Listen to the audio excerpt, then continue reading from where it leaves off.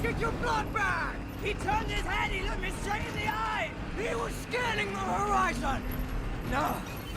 I am awaited! I am awaited in Valhalla!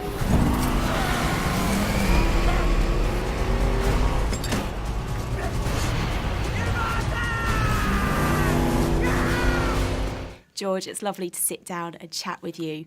Now, you've got the ultimate kick-ass female at the heart of this film, haven't you? Charlize Theron playing Furiosa. She's literally at the driving seat throughout the entire film. Is this your inner feminist breaking free on the screen? Maybe, deep down unconsciously, but the basic story, it grew out of the basic story. I mean, this was meant to be, it is a chase across the wasteland, and the thing that everybody's fighting over is human, 5 wives fleeing the warlord, the Immortan Joe, and they needed a road warrior. It couldn't be a male stealing 5 wives from another male, so she had to be female. Plus, in the second Mad Max, there was a character called Warrior Woman who appears briefly and dies in the final chase, and I always wondered, how does a female survive the apocalypse as a warrior? And that she became Furiosa.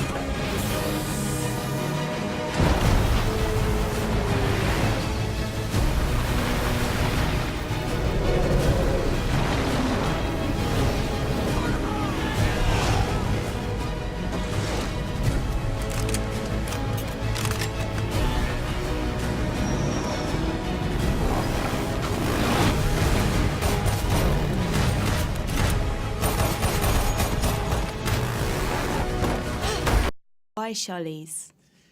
Because she is furious. I mean, she's a person of great stature, physically and inside, in her spirit. She was an accomplished ballet dancer, so she's very, very disciplined in terms of physical movement and being able to convey emotion without words, through gesture and so on. And that's kind of who she is. I mean, it's and she's really up for it. You know, she wanted to. She was the one who shaved her hair because she said she wouldn't mess with hair in the heat and dust. You know, it's just not practical. Yeah. She was kind of almost channeling sort of Ellen Ripley there. I don't know if it was just the buzz cut, but that strength of character seemed really, really familiar, and it made me think of Ellen Ripley in Alien, that strong female warrior. Yeah, she. In fact, as we were making the movie, I kept on thinking to myself, I know of no other character in cinema quite like her, except maybe for Ripley in Alien.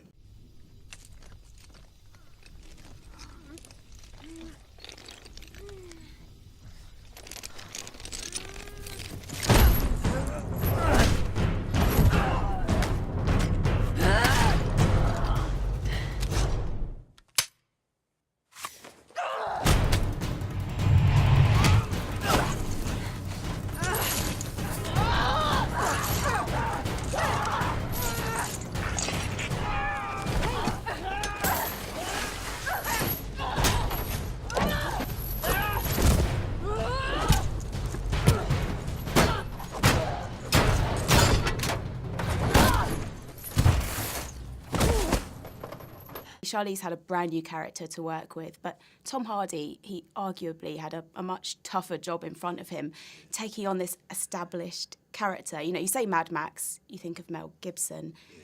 How did he approach that challenge? Well, the first thing you got to remember is that Tom was 6 weeks old when we first started shooting the first Mad Max.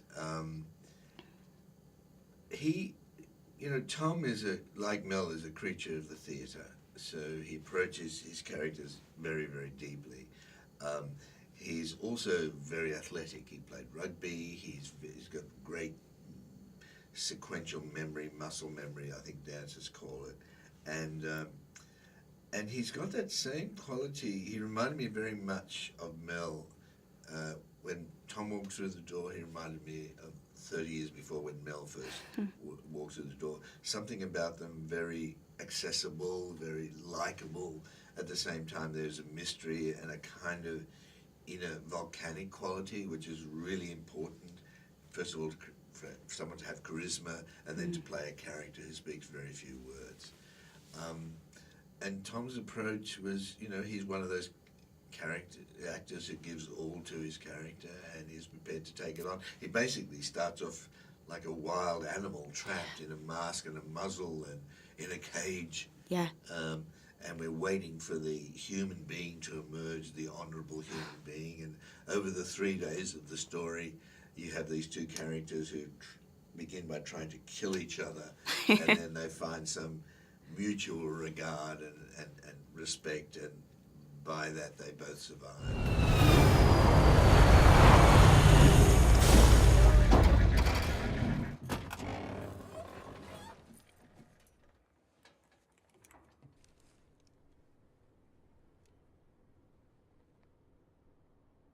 It's all here! 3,000 gallons of gasoline, just like you asked. I'm gonna unhitch the pod.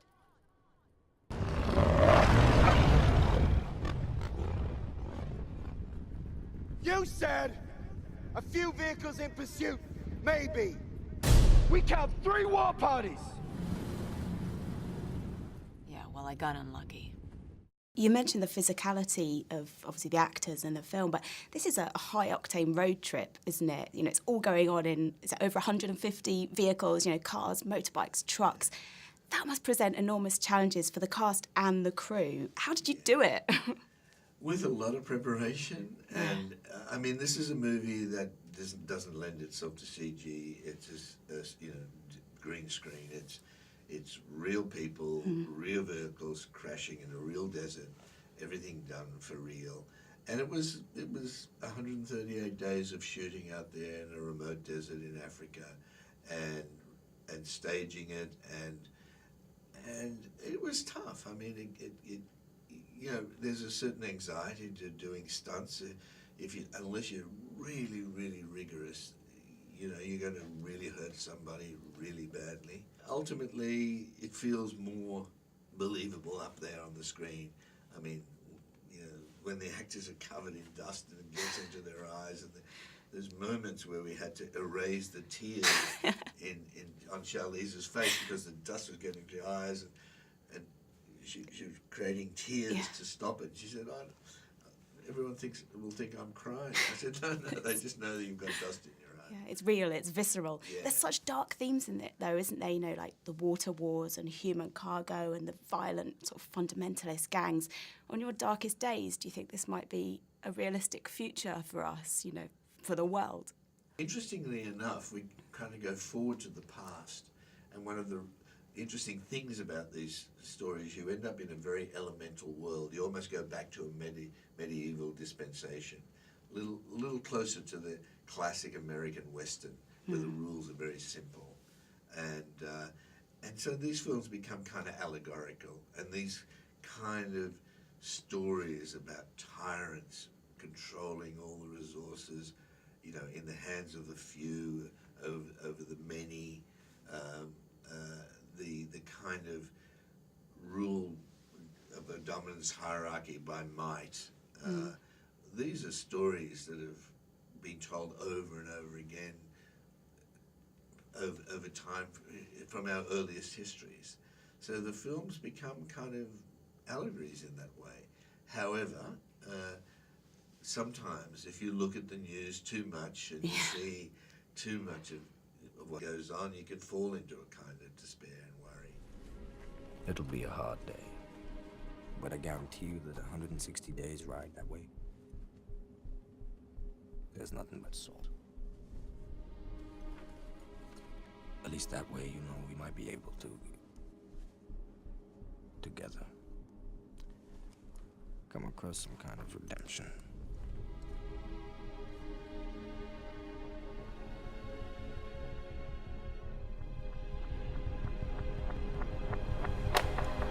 What's interesting about the Mad Max stories, or this story, is that in this world that we're in, we're amazing at our cooperation with each other. I mean, just to land in an aeroplane, Yeah. with several hundred people aboard, and completely anonymous people in whom we give all our trust. Yeah. Who's in that air traffic control center talking to a pilot we don't know? Who is the engineer who made it all work? Yeah. If we drink water, who put that water in there? I drank that water and I completely trusted whoever got this water to me that it's not going to poison me. It's all got a backstory, and it's all got like a ants. backstory. And it's, Exactly. building it all and up. there's enormous trust, but we see in the news those aberrant outlying events which are really confronting. In the Mad Max world, it's the opposite. The default position is everybody is there to survive at any cost. So it's a much more brutal world. And what's the exception are those moments when somebody has a positive regard for another, basically cares for someone else without any reward. That sort of, I'm not really talking about love in the romantic sense, No. but we see it. We see it between Nux and Capable, the whole character. And in a sense, it's there, a kind of a mutual respect between Max and Furiosa at the end. George, it's been great meeting you. Thank you very much. We'll look forward to the next one, The Wasteland, hopefully coming Well, we're not sure yet. TBC. Yeah, exactly. Great to meet you. Thank you. Thank Yes. you. You done this before? Many times. Now that I drive a war rig, this is the best shot I'll ever have. And them? They're looking for hope. What about you?